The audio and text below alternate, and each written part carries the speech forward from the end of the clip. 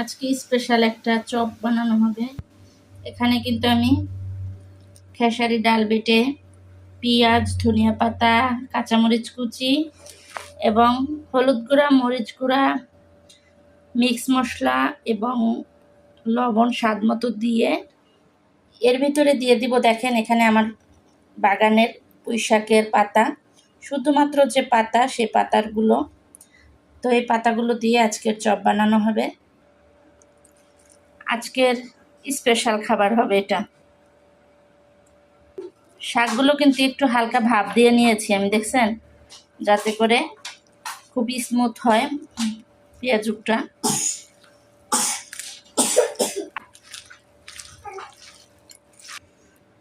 কতটা সুন্দর কালার চলে আসছে দেখেন।